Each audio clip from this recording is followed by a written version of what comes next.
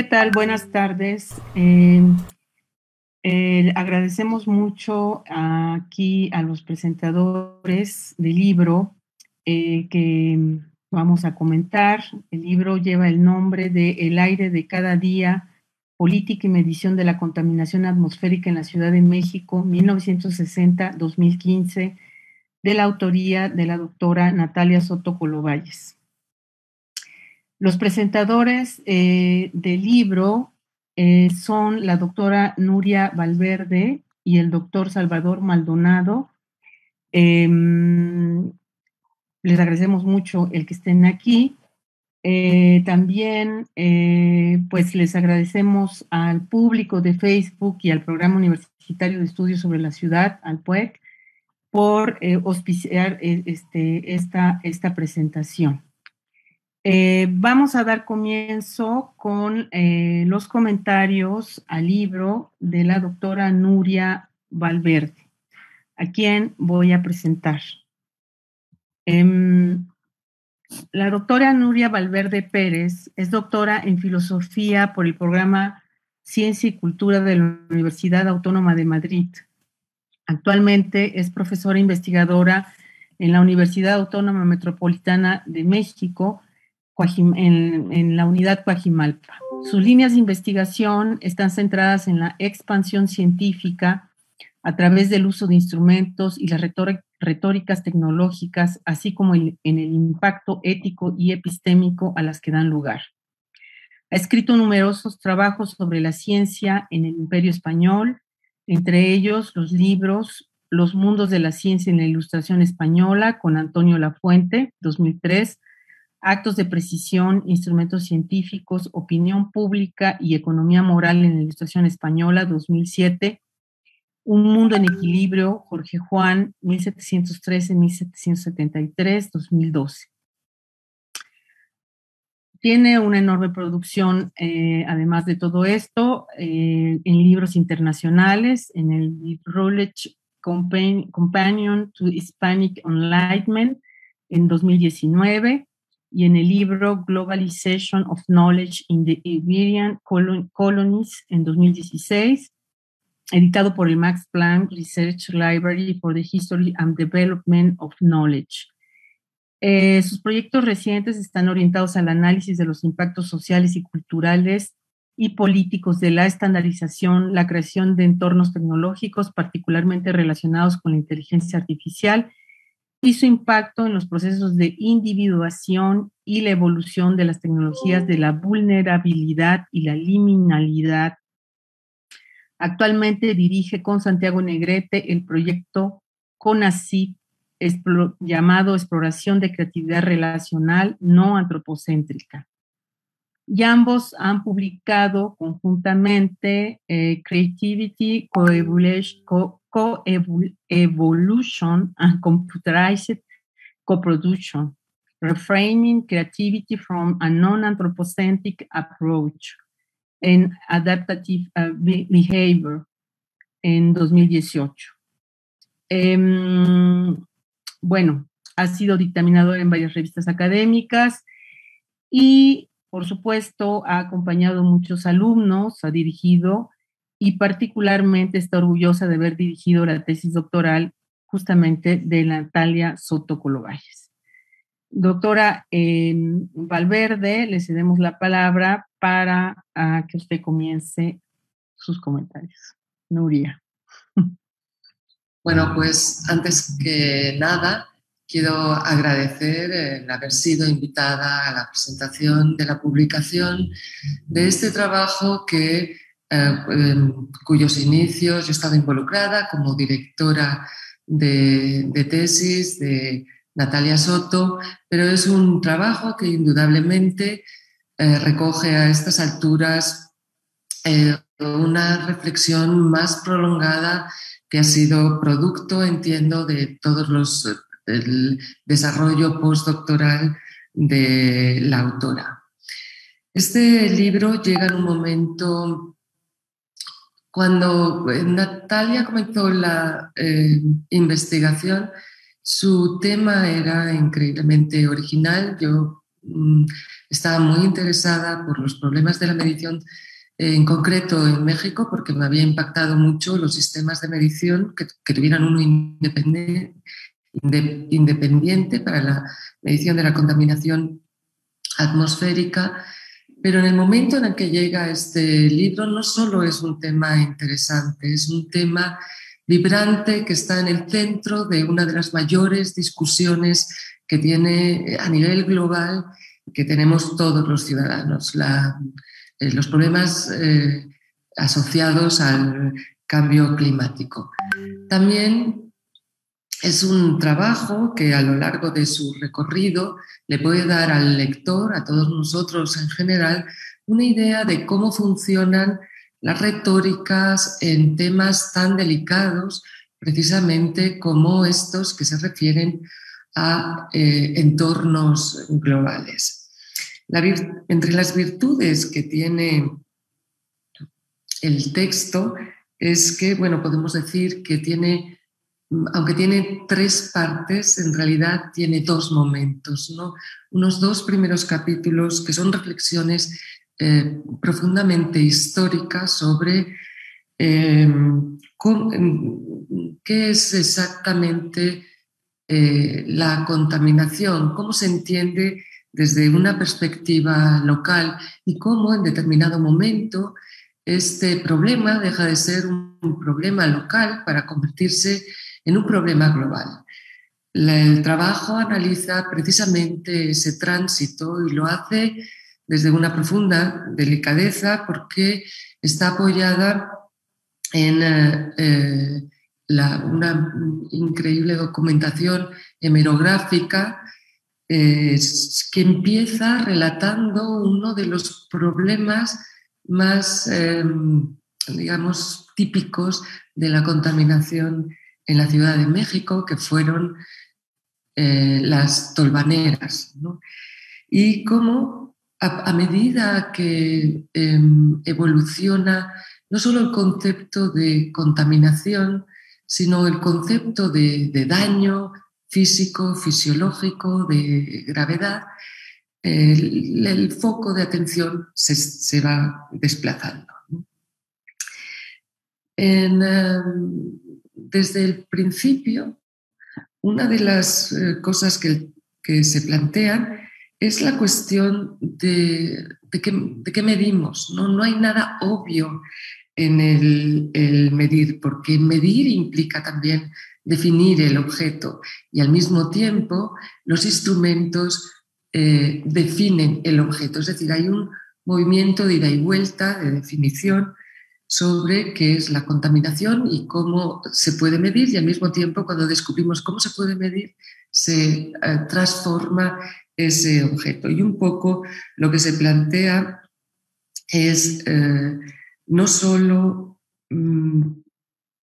cómo varían los problemas al ser modificados, sino cómo varía la posibilidad de intervenir en ese problema en la medida en que adoptamos un tipo de instrumentos o adoptamos otros para definir ese problema. Una de los instrumentos que ha sido cruciales para la definición de la contaminación durante mucho tiempo ha sido nuestro cuerpo. Pero nuestro cuerpo ha dejado de ser la medida política de la contaminación. Y lo que se narra es cuándo y por qué nuestro cuerpo dejó de ser la medida política de la contaminación y empezaron a ser otro tipo de instrumentos. Otro tipo de instrumentos que vinieron impuestos por las situaciones locales de naciones, entidades con un peso geopolítico mayor que el de México y también con el nacimiento de ciertas instituciones que forzaron la estandarización de la medida. El problema no es si la estandarización de esta medida es buena o mala. Desde luego, la autora se hace muchas preguntas a propósito de no solo de cómo se mide, sino de cuándo se mide, quién qué y por qué mide, cuáles son las circunstancias históricas y políticas que dan lugar al acto de medir. Pero cómo surge la necesidad de comparar las formas de medir y cómo el baremo local, como he dicho, se va transformando. Cómo se pasa de lo que es una preocupación local a una idea de peligrosidad y de afectaciones a terceros, pero no a terceros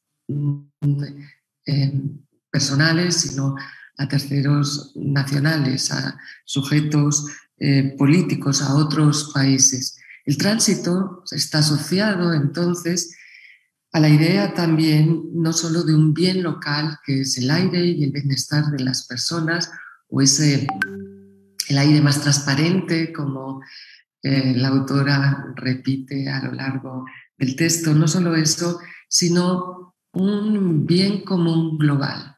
Cómo se transita, o sea, cómo se escala de esos bienes comunes regionales o urbanos a bienes comunes globales. Y cómo ahí se puede ver muy bien cosas que están teniendo lugar, como digo, en estos momentos, como un cierto negacionismo a propósito de los problemas que tienen difícil medición.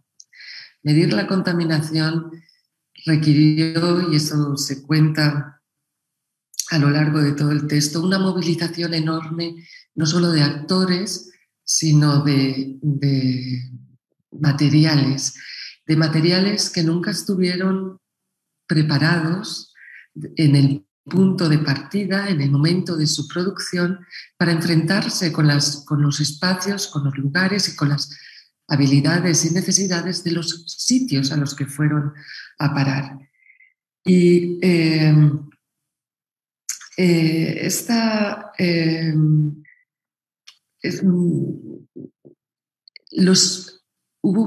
el hecho de que se movilicen este tipo de tecnologías que están arropadas por la retórica de la precisión, de una manera internacional y más exacta de medir, implicó también una profunda transformación institucional, porque la dificultad de activar esos instrumentos también produjo una cierta opacidad en el flujo de los datos y un cierto desconcierto sobre su significado.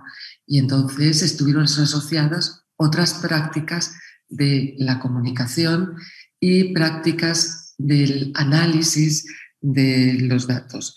Es impresionante cómo en 50 años ha cambiado no solo la forma de medir la contaminación atmosférica, la forma de considerar la atmósfera como un valor, sino también la posición política respecto a estos objetos. No obstante, seguimos teniendo los mismos problemas sobre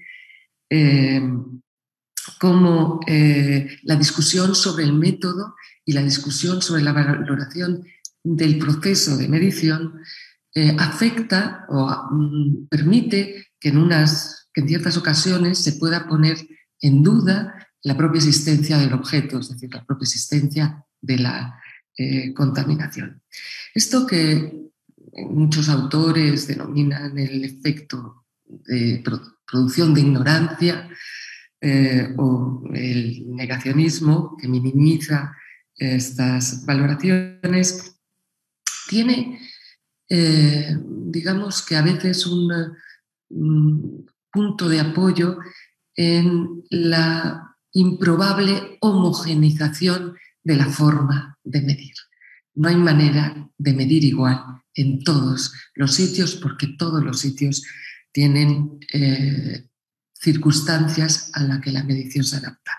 Esta es la tercera parte a la que está dedicado la parte más etnográfica de este trabajo, del aire de cada día, en la que la autora se sumerge en un diálogo con los técnicos que estuvieron vinculados al servicio del sistema de monitoreo, a la evolución del servicio del sistema de monitoreo atmosférico de la Ciudad de México.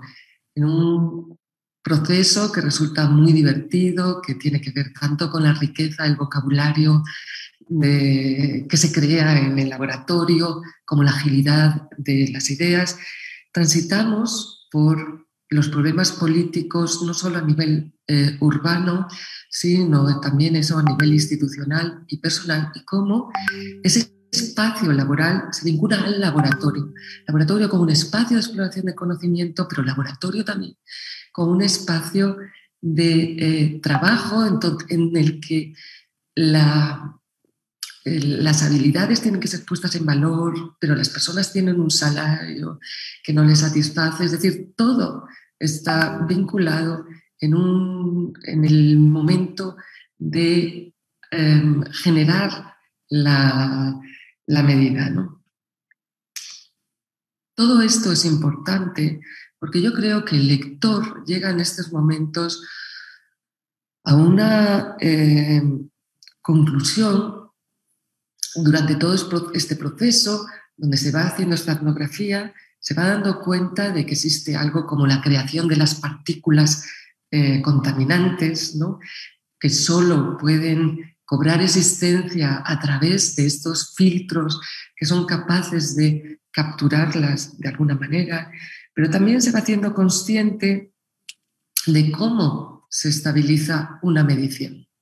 Medir no es algo que se haga de una vez por todas, no es algo que pueda hacer una persona sola. Medir es el producto siempre de una red, y una red que requiere, para ganar credibilidad, una continuidad histórica, una continuidad de las personas que están ahí. Es muy importante, por ejemplo, hay datos impresionantes como la cantidad de técnicos que fueron despedidos del instituto entre el 2012 y el 2013 porque no cumplían con los requisitos, no solo de las habilidades, sino del carácter que se necesita para cumplir con esta medición.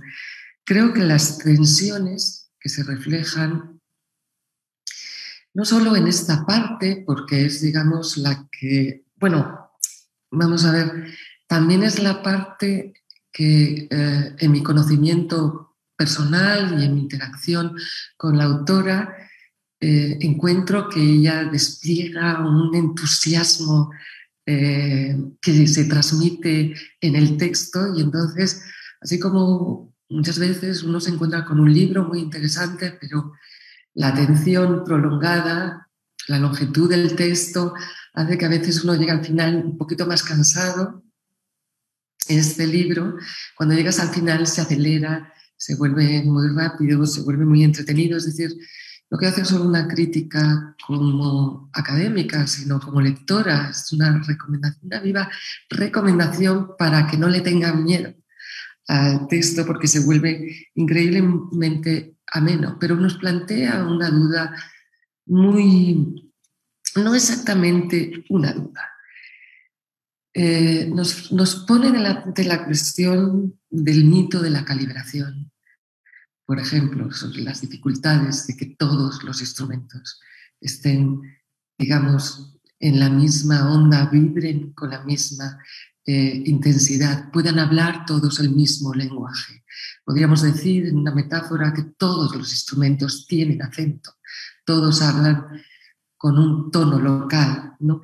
Y que además los umbrales que plantean dentro de la racionalidad, dentro de la finalidad a la que están destinados, dentro de la ciencia en la que están inscritos, tienen también un margen político, que es donde está también nuestra oportunidad como ciudadanos de reivindicar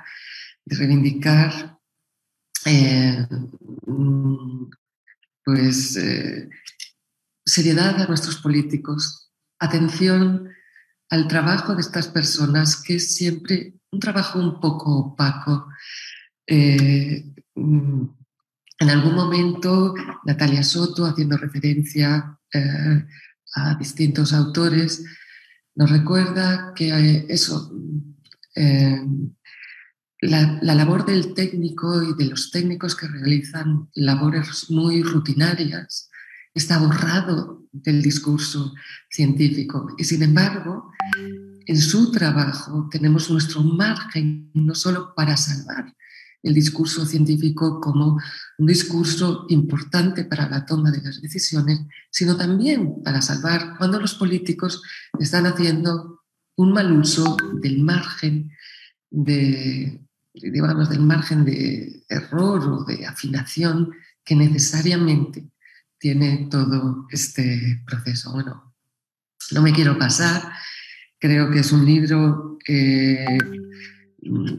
muy recomendable. Está lleno de discusiones, algunas que son increíblemente técnicas y por lo tanto aportan mucho conocimiento, pero también tiene otro tipo de reflexiones y en ese sentido creo que si bien podría discutir yo con Natalia cosas que siempre hemos discutido sobre si realmente la estandarización desplaza cualquier otra medición o no, pero creo que nos aporta a todos, o sea, nos abre los ojos sobre la complejidad de los problemas, pero también sobre lo que está en nuestras manos y los logros que se hacen en esos espacios que no se ven, ¿no? Así que, bueno, solo quiero terminar pues felicitando a Natalia por este maravilloso libro, por este maravilloso trabajo. Muchas gracias, Nuria. Realmente fue muy interesante los comentarios. Vamos a dar ahora paso a la presentación del doctor Salvador Maldonado. Voy a leer su semblanza, pero antes quiero decirle al público que vaya preparando si es que quisiera participar, vaya preparando sus preguntas. Se van a responder al finalizar la presentación.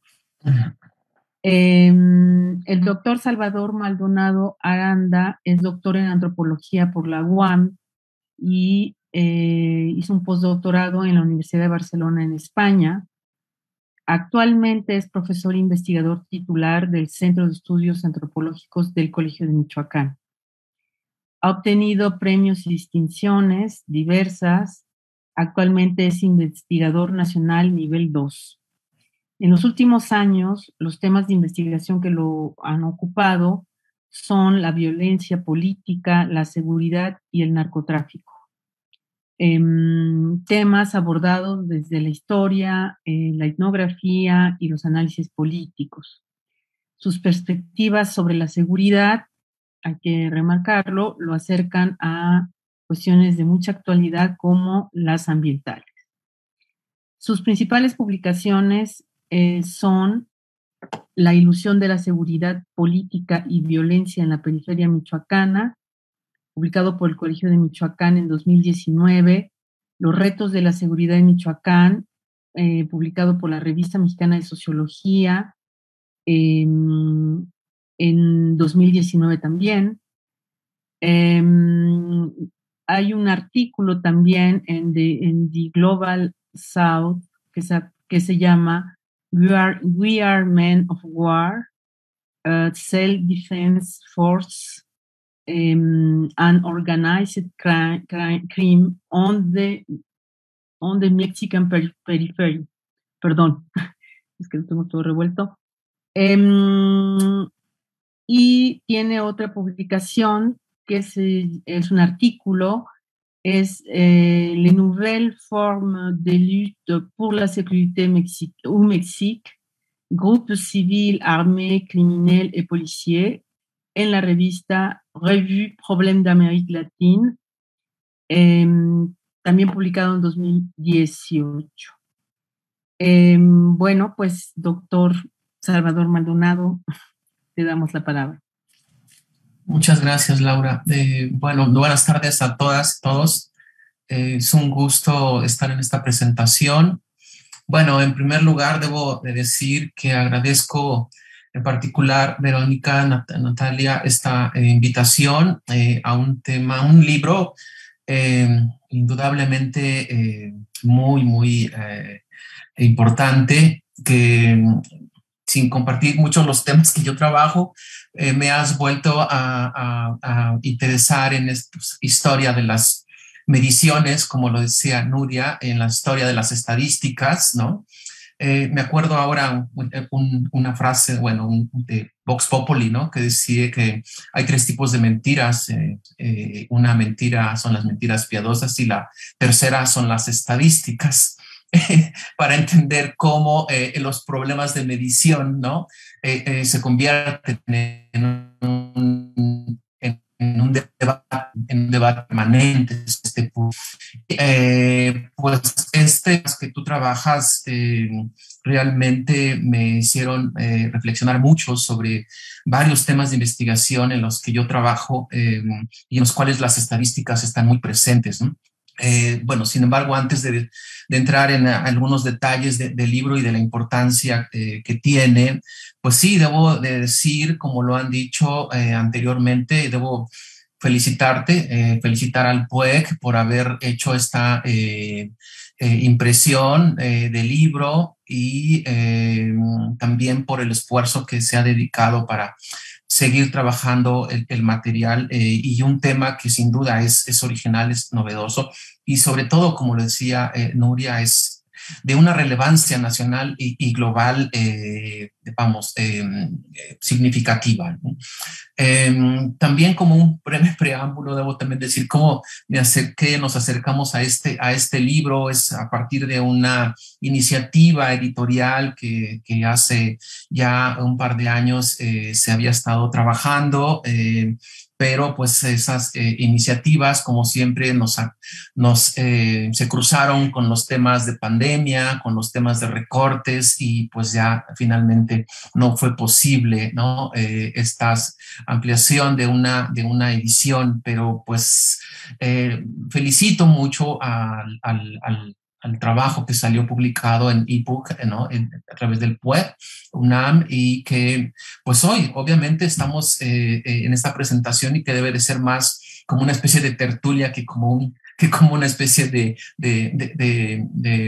debate académico acartonado. Entonces, por eso creo que debemos estar muy contentos, Natalia, por esta presentación y por el momento en el que nos llega este libro, ¿no? Como lo ha dicho Nuria, es un momento muy importante, es un momento en el cual los problemas de cambio climático pues solo lo vemos a través de las noticias. Para quienes no estudiamos de cerca los fenómenos, pues nos llegan ideas, nos llegan datos, nos llegan informaciones de muy distinto, digamos, lugar, desde muy distintas referencias, pero pues todo indica, ¿no? a un problema de cambio climático que tiene consecuencias obviamente, en contaminaciones, en problemas, digamos, ambientales sumamente complejos, difíciles de poder entender, ¿no?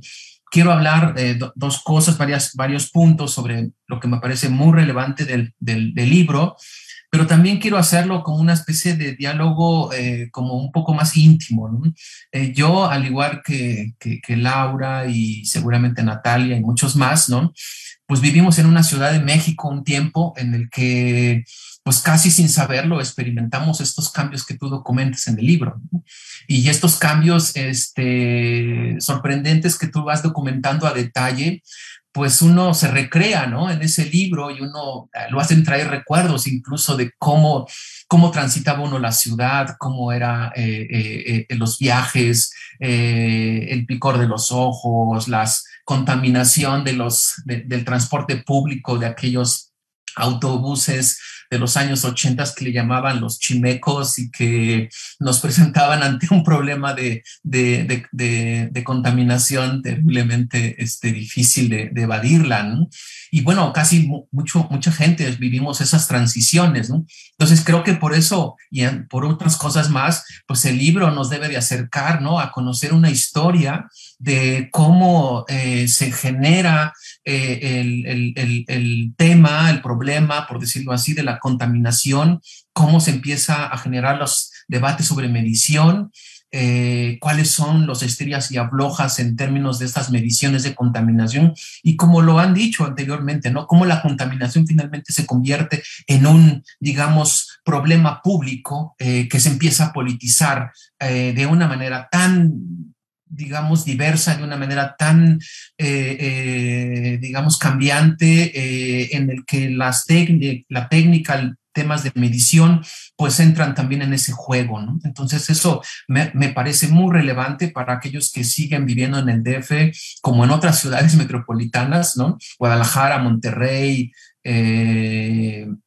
todo el valle de la Ciudad de México, pues es sin duda, ¿no? Es una obra que nos va a ilustrar mucho sobre en dónde estamos viviendo y cuáles son nuestras digamos, dinámicas cotidianas que hemos, digamos, experimentado en todo este trayecto. Entonces, siento que este libro un muy bien logrado, pero es un trabajo de relevancia, ¿no? Repito, nacional, por haber centrado el tema de la contaminación como digamos, problemática que nos acoge como a todas otras, ¿no? Múltiples problemáticas que hay. Entonces, bueno, diré algunas ideas sobre el texto que ya, digamos, nos han compartido. Sin duda, es una investigación para mí muy original, ¿no?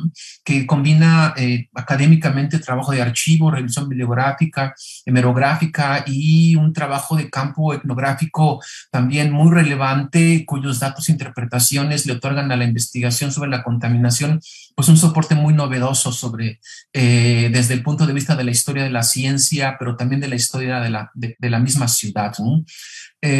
Aun cuando no soy experto en temas urbanos relacionados con la contaminación, el trabajo despertó en mí una aportación muy novedosa y original a la problemática de los problemas urbanos que metrópolis como la Ciudad de México han enfrentado desde hace varias décadas.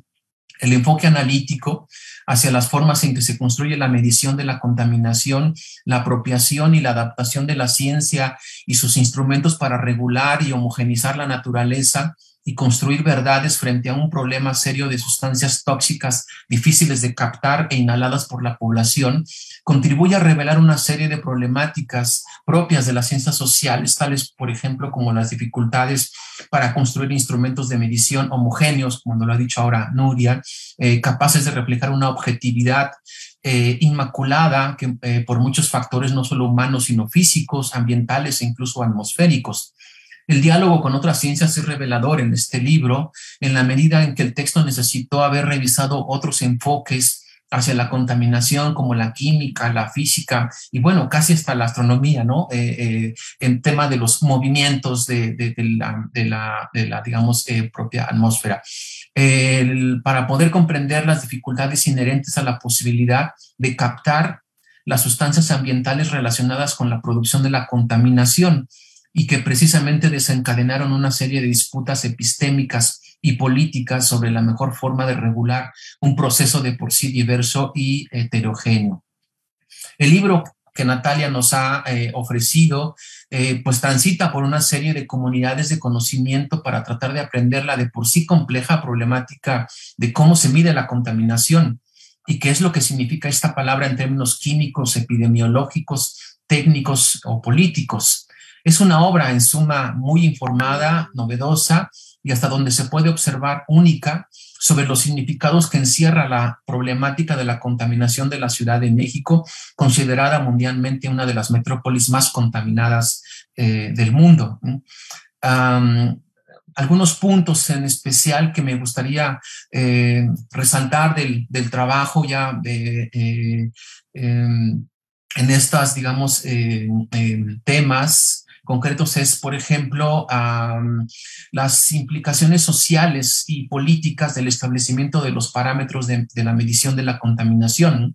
El texto no solo va de la mano con los debates y disputas de cómo medir la contaminación y por qué hacerlo, que es propio, que según entiendo, de la historia de la ciencia, sino además qué consecuencias tiene la medición para la construcción de comunidades epistémicas y sobre todo de sus consecuencias sociales en términos de la población. Y aquí volví, bueno, a leer el texto, ¿no? La medición, me acordé de la obra de Michel Foucault, ¿no? Cómo la medición entraña una técnica y cómo esta técnica finalmente se convierte o se transforma en política y en poder. Por ejemplo, la medición de la contaminación supone un problema de gestión poblacional que tiene consecuencias muy prácticas y en sectores vulnerables, por ejemplo, que diariamente viajan de la periferia al centro inhalando miles de partículas suspendidas en el aire.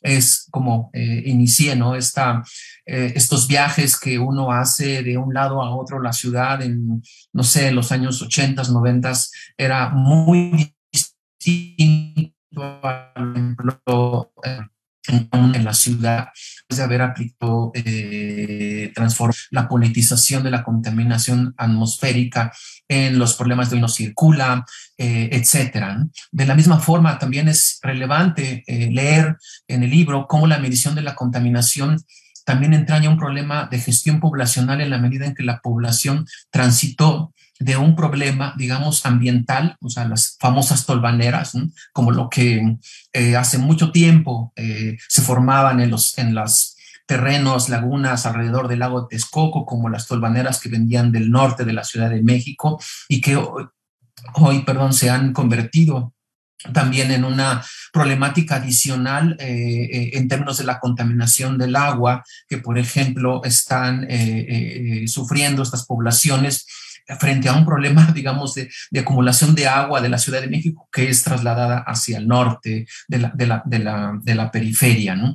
Todos estos problemas, como dije, cómo la contaminación transita de un problema ambiental, ejemplo, las tolvaneras, a un problema sanitario, es decir, epidemiológico, y luego cómo se transforma a su vez en un problema urbano, en un tema de suelo, concentración poblacional o desarrollo industrial. Es sin duda muy revelador entender cómo Natalia ha reconstruido esta historia en la que no solo leemos un debate sobre contaminación y sus mediciones, sino lo que informa y el contexto que está detrás en la toma de decisiones de cómo, lo que decía Nuria, el cómo se mide, el quién mide, el por qué se mide y el cuándo se mide es importantísimo.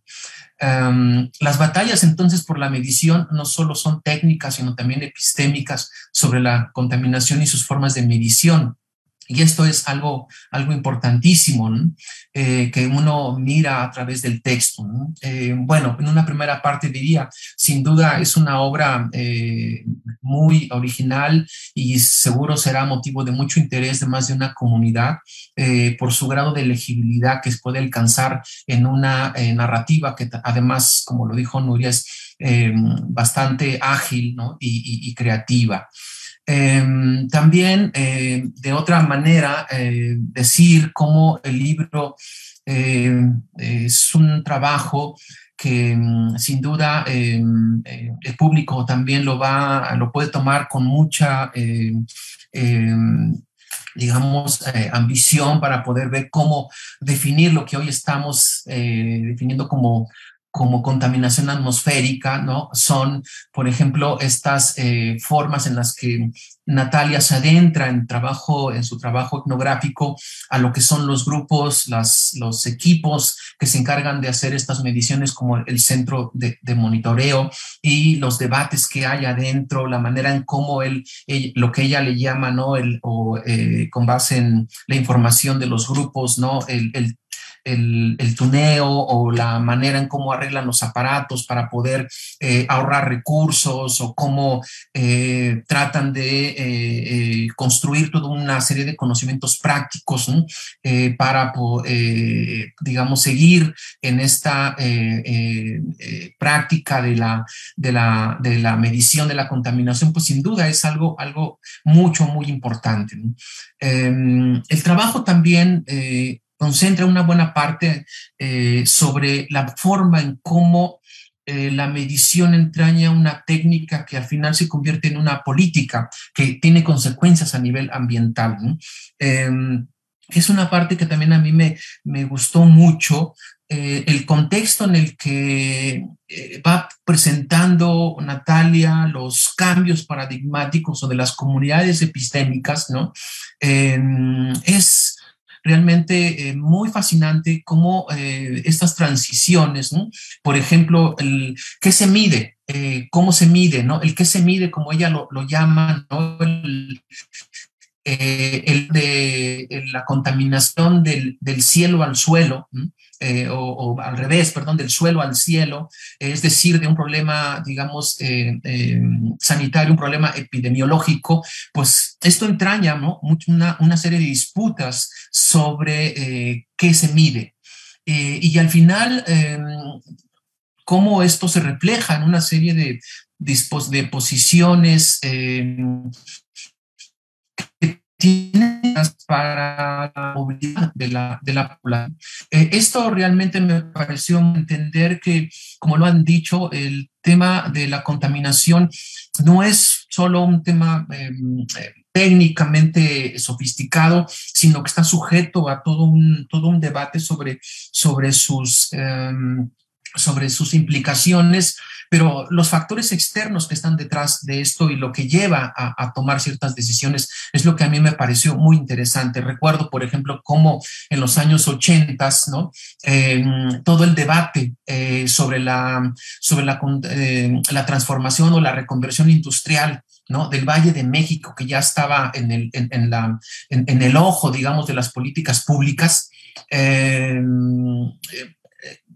se, digamos, definió de una forma bastante técnica a partir de lo que varios, digamos, estudios desde la sociología del trabajo le llamaron esta reconversión industrial, en la cual, pues obviamente las cientos o no sé cuántos, cientos y cientos de industrias que se estaban asentando en el Valle de México, pues estaban realmente generando un proceso de contaminación exorbitante, ¿no?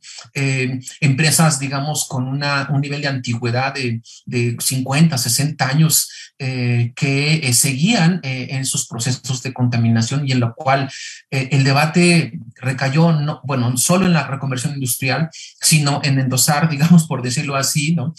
Coloquialmente, la factura a los sistemas de transporte, que empezó a definirse que lo que más contaminaba era el transporte, que efectivamente contaminaba, pero no de la misma proporción que contaminaba un gran parque industrial con unas industrias enormemente desactualizadas en sus sistemas de contaminación, ¿no?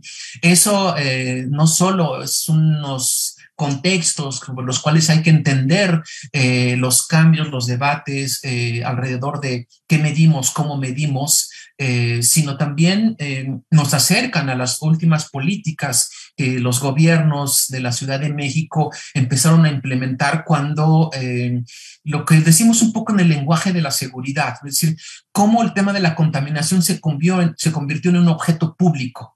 Y ese objeto público es un objeto de intervención, ¿no? Y cada vez más el tema de la contaminación fue rozando los esquemas, los discursos de seguridad, ¿no? Y menos los discursos epidemiológicos. Poco sabíamos, ¿no? Acerca de realmente cómo es esas consecuencias epidemiológicas en los grados de contaminación, pero sí, por ejemplo, se aplicaban esquemas de seguridad, por ejemplo, restricción de movilidad, es decir, el no circula es el clásico programa para reducir la contaminación atmosférica cuando encontrábamos en el corredor industrial de Tlalnepantla, porque yo hice trabajo de campo en ese parque industrial, no puedo decirlo, las empresas, las grandes empresas, con unos niveles de contaminación, ¿no? Que además tenían sus grandes chimeneas, ¿no? Que, expulsaban, no sé, millones, miles y miles de toneladas de partículas al año. Entonces, este debate a mí me parece central en cómo, retomando un poco la lección de Michel Foucault, ¿no? Todo el tema de la medición implica un problema de aleatoriedad, pero también ese problema de aleatoriedad va relacionado con el tema de cómo experimentar una técnica que al final, como lo decía Nuria, se traduce en un discurso político, ¿no? Y ese discurso, como lo dije, de las mentiras de la estadística, es cuánta contaminación es elevada, media, baja, para poder definir políticas de movilidad o de no salir a la calle o de reducir el tamaño de contaminación de las empresas, ¿no?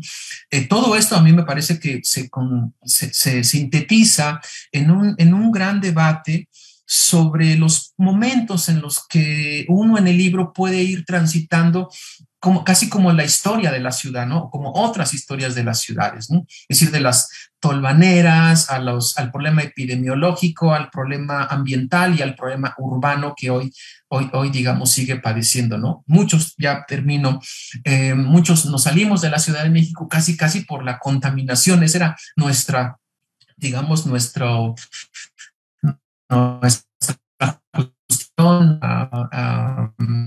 excusa, y sin embargo de estas grandes ciudades siempre han de regresar a su vez a esa ciudad y volver a experimentarla. Sin duda una ciudad linda, bellísima, pero con estos grados de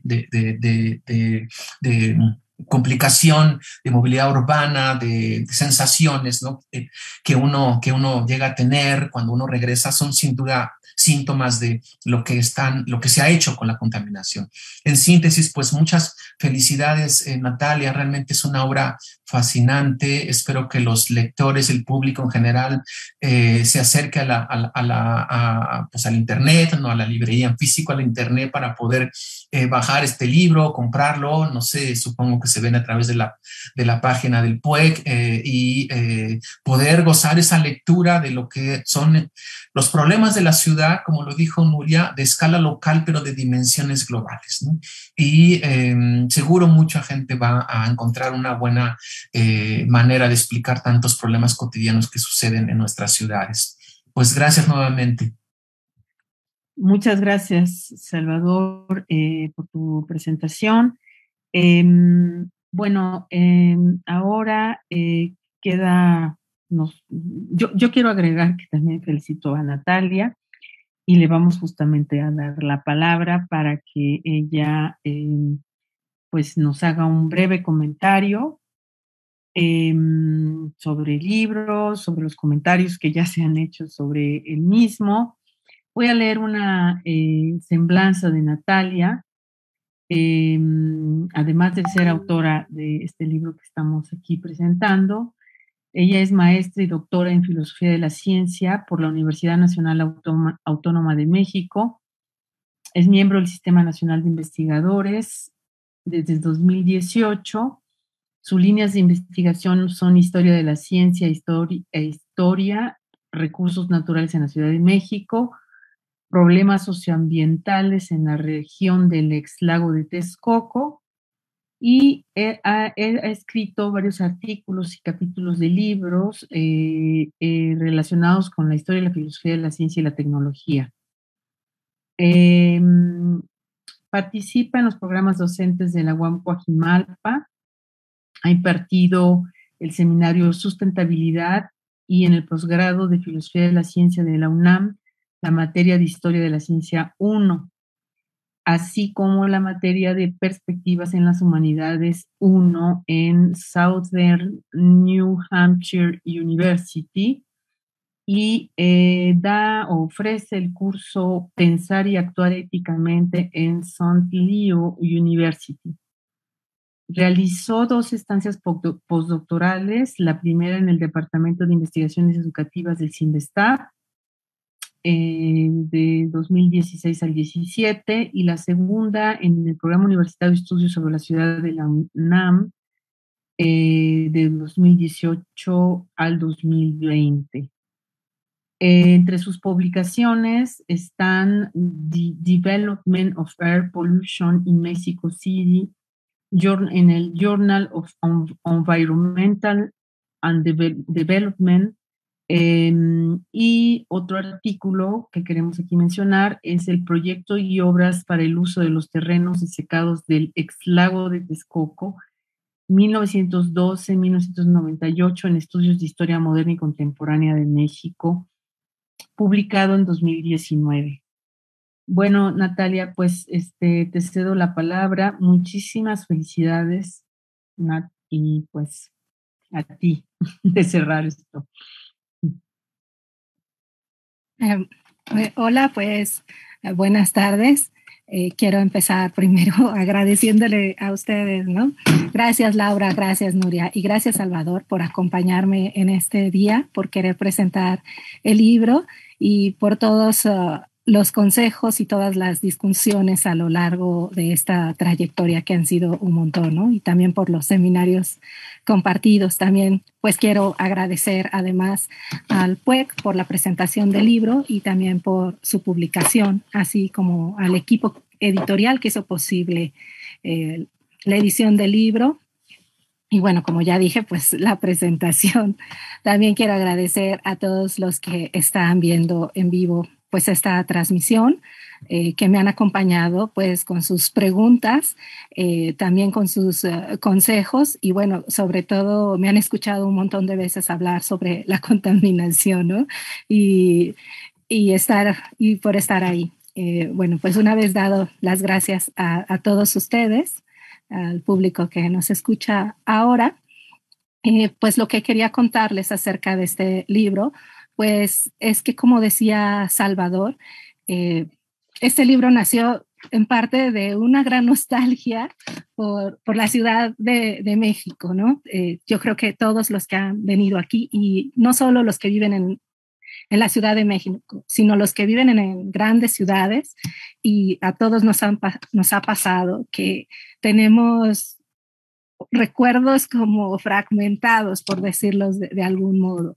O sea, yo recuerdo que cuando era niña a mí me tocó ser de aquellas que no salía al recreo por la contaminación tan severa que existía. Pero también recuerdo que la ciudad que yo recuerdo no es la que hoy vivo. Ha cambiado completamente y han desaparecido muchos recursos naturales. Todas las historias que a mí me contaban mis abuelos sobre los ríos, sobre los desbordes, sobre aquellos valles interminables y planos, sobre las tolvaneras, hoy nada de eso existe. Es como si estuviera enterrado de alguna manera.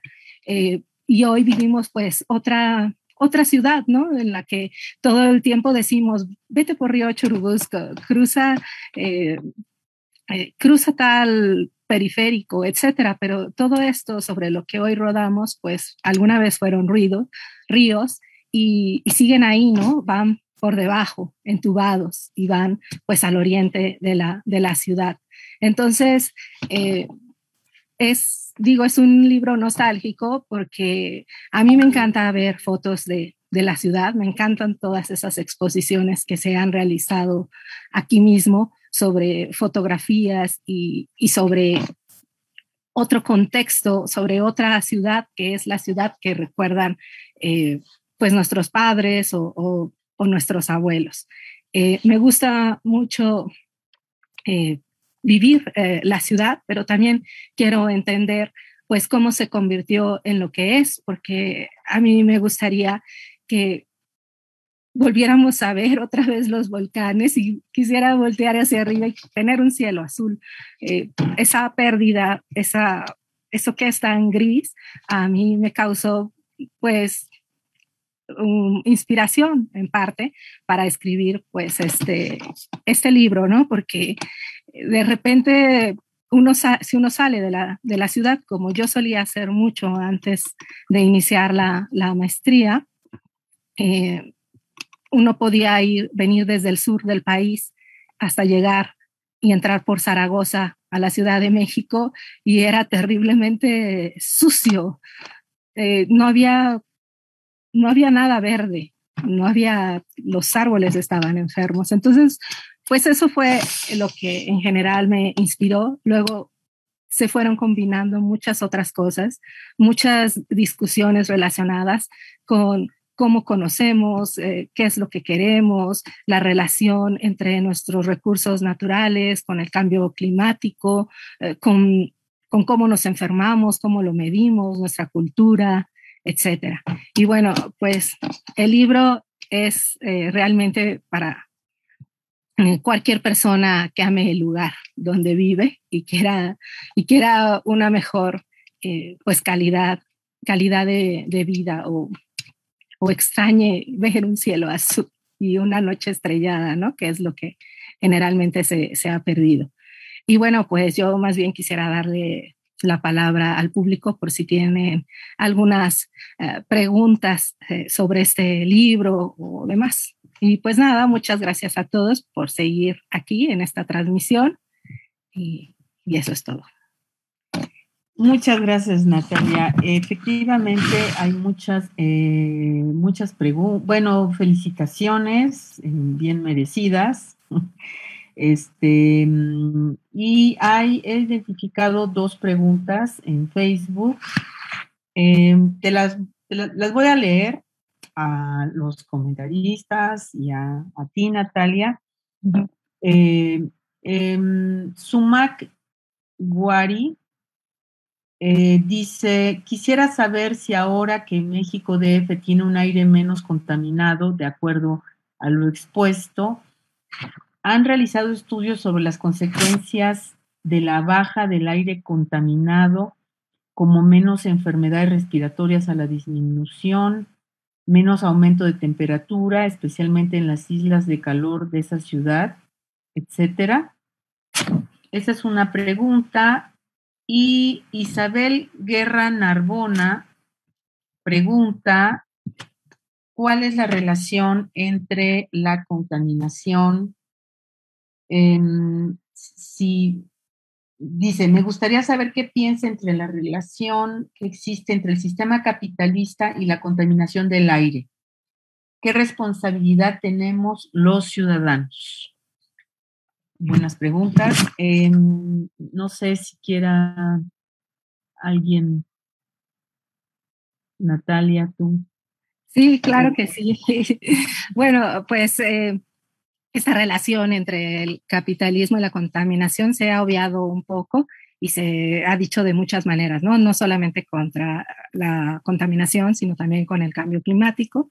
Y bueno, lo que está en toda la literatura, pues es que a partir de esta producción, digamos, de estas producciones, de estas emisiones contaminantes, bueno, hemos generado un problema de calidad del aire, pero eso tiene muy profundas razones, ¿no? O sea, ya tenemos desde la modernidad, desde el padre de la modernidad, Kant, pues sabemos que él hizo, o bueno, le llama la razón instrumental, y entonces a partir de este momento hemos concebido que la naturaleza o los recursos naturales, que también les hemos llamado recursos naturales, porque justamente los estamos poniendo como que están ahí para servirnos y para que nosotros los utilicemos como una especie de escenario,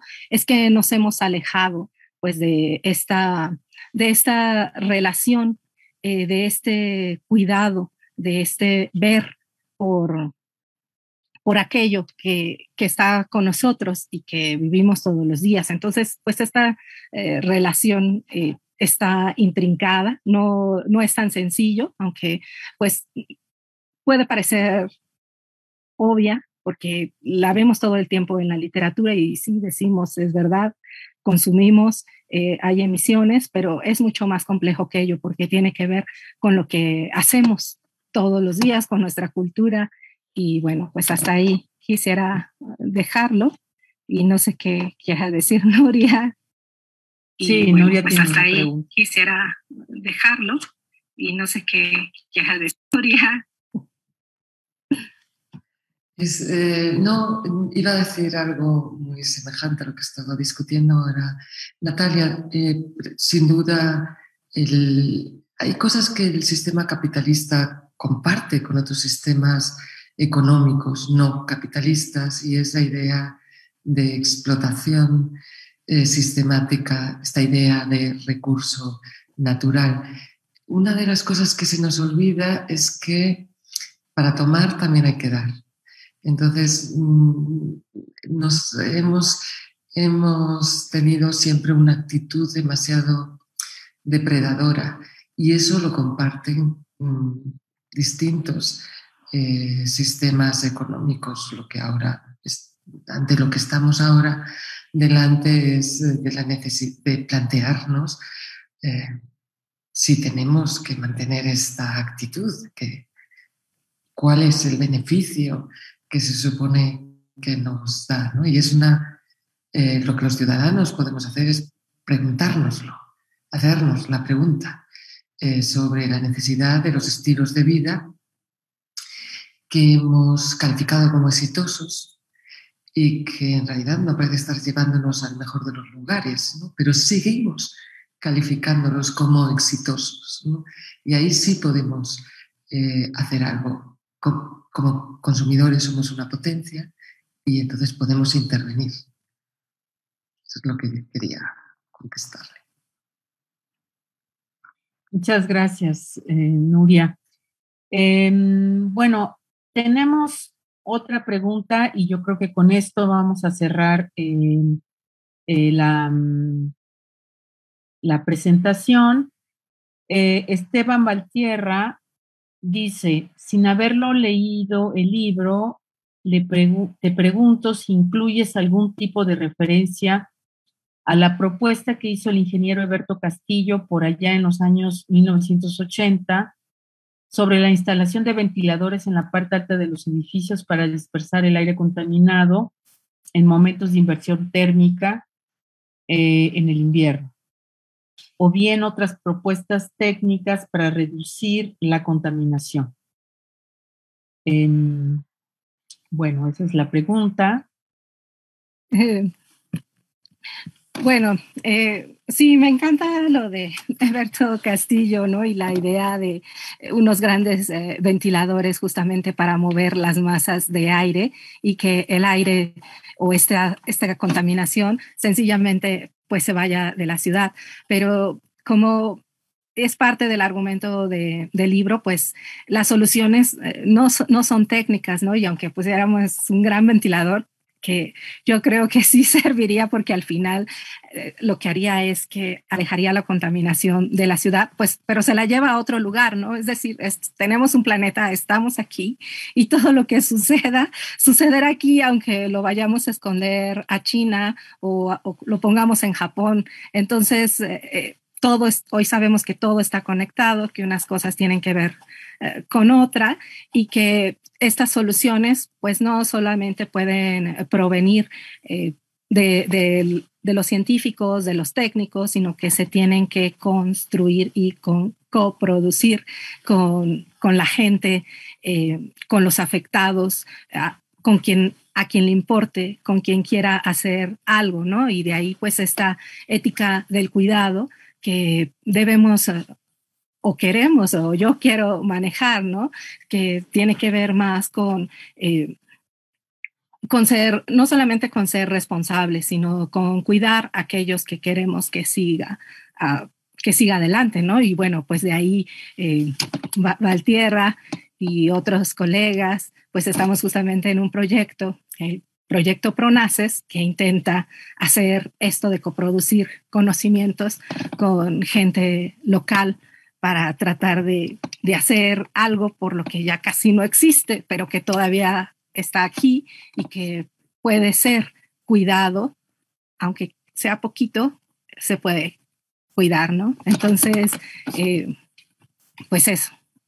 Muy bien, muchas gracias. Vamos a cerrar la sesión Pues nuevamente el agradecimiento para los presentadores, la doctora Nuria Valverde, el doctor Salvador Maldonado, y mis felicitaciones al PUEC. Se le agradece al doctor Javier Delgado, al equipo de difusión y al PUEC, decirle al público que está interesado, el libro está disponible en formato electrónico en la página del PUEC, por ahí pusieron ya la referencia. Y bueno, pues quiero hacer mención, o me piden que haga mención, sobre las constancias que se entregan de forma virtual y que aparecen en la pantalla, en algún momento van a aparecer. Y pues ahí están las constancias. Para los comentaristas, quiero pues nuevamente felicitar a Natalia, mandarle un abrazo muy fuerte, decirle que pues que realmente yo viví el proceso al final del libro y sé que es un libro muy valioso que aporta a múltiples disciplinas, a la historia de la ciencia, pero también a muchas otras que nos harán posible seguir reflexionando sobre estos temas. Muchas gracias a todos. Nos vamos despidiendo.